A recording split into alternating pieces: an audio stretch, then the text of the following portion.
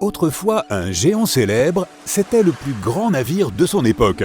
Aujourd'hui, il n'en reste que 2 grands morceaux gisant au fond de l'océan, à environ 600 mètres l'un de l'autre, déchirés par la collision catastrophique et usés par le temps. La poupe du Titanic a été complètement détruite après avoir heurté le fond de l'océan.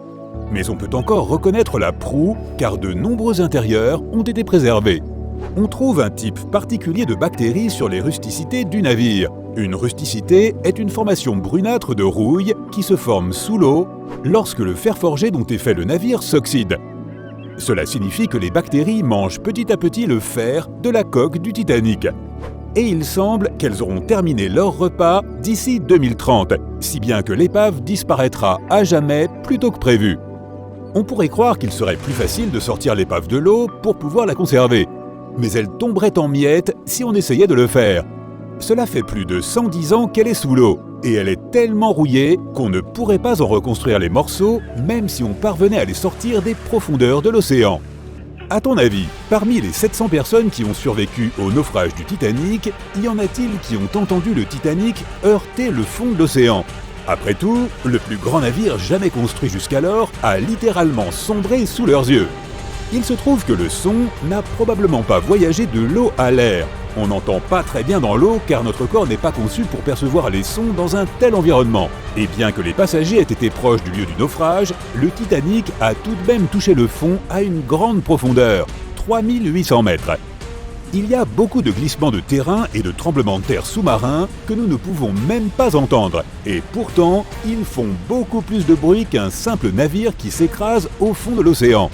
La plupart des vibrations et des sons ont dû se disperser sur une vaste zone. En outre, le souffle de l'eau, dont beaucoup pensent qu'il a frappé le Titanic après qu'il a touché le fond de l'océan, a dû repousser la majorité des vibrations acoustiques potentielles. Et puis, le fond de l'océan n'est pas d'une dureté telle qu'il puisse produire des sons aussi forts. De nombreux survivants ont affirmé avoir entendu des bruits terrifiants au moment où le Titanic se brisait, mais aucun n'a mentionné avoir entendu quoi que ce soit après que le navire a disparu sous la surface de l'eau. Certains survivants ont raconté le chaos qui régnait lorsque les passagers, principalement des femmes et des enfants, montaient dans les canots de sauvetage.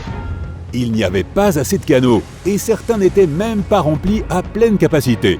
Personne ne savait comment réagir correctement dans une telle situation.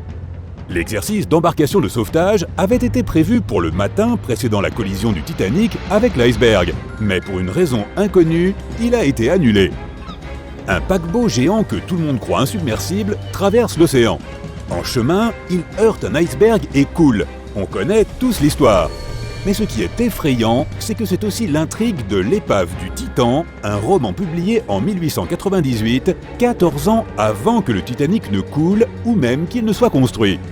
Dans le roman, le Titan, dont le nom est d'une justesse effrayante, n'avait pas assez de gilets de sauvetage, de vestes et de canots pour tous les passagers à bord. C'était aussi le plus grand navire de l'époque, d'une taille presque identique à celle du Titanic. Le Titan et le Titanic ont tous deux coulé en avril. Dorothy Gibson était une actrice américaine de films muets et l'une des passagères du Titanic. Elle a survécu à la catastrophe. Dès son arrivée à New York, elle a commencé à tourner « Sauvée du Titanic ». Le film est sorti 1 mois seulement après le naufrage du navire. Dorothy portait même les mêmes chaussures et vêtements que ceux qu'elle avait portés lorsqu'elle était sur le bateau. Le film a eu du succès, mais la pellicule a été détruite dans un incendie et il n'existe plus que dans les mémoires, comme Jack Dawson. Le Titanic n'était pas seul à voguer dans l'océan froid près de l'iceberg qui l'a heurté. Le SS Californian était relativement proche, mais sa radio était éteinte cette nuit-là. À un moment donné, les membres de l'équipage ont remarqué de mystérieuses lumières dans le ciel. Ils sont tout de suite allés réveiller leur capitaine pour le prévenir, mais celui-ci n'a donné aucun ordre. Ils ont cru qu'il s'agissait d'un simple feu d'artifice. Ils n'ont pas réalisé qu'il s'agissait en fait d'un appel à l'aide. Les fusées éclairantes que les membres de l'équipage du Titanic avaient lancées dans le ciel, espérant que quelqu'un les remarquerait. Lorsque le SS Californian a reçu les messages SOS, il était déjà trop tard. Selon certains, la pleine lune serait à l'origine de la collision entre l'iceberg et le gigantesque navire.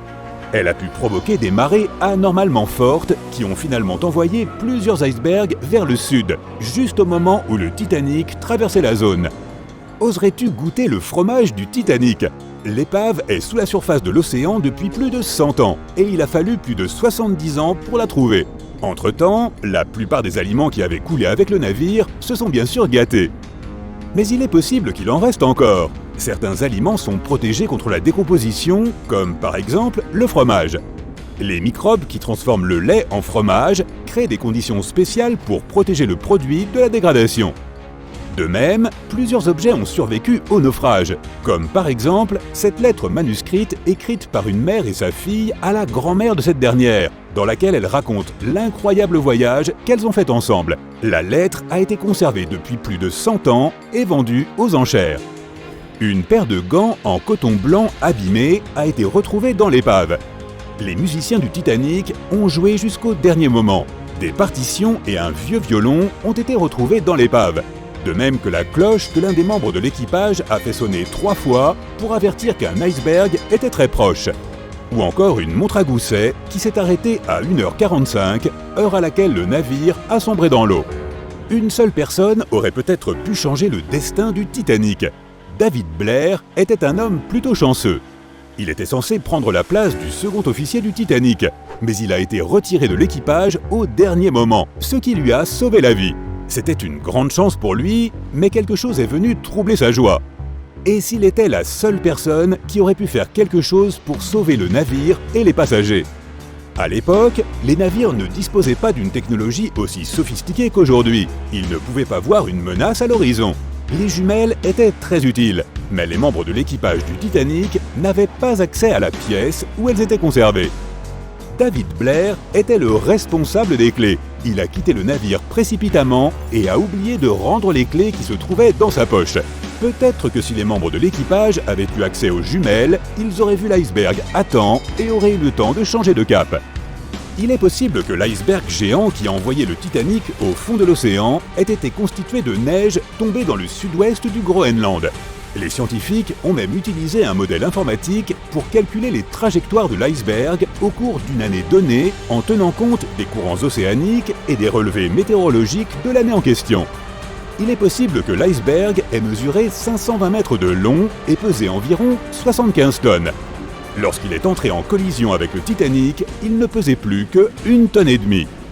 Violette Constance Jessop a été surnommée Miss Insubmersible. Elle n'avait que 24 ans lorsqu'elle a rejoint l'équipage du Titanic en tant qu'hôtesse.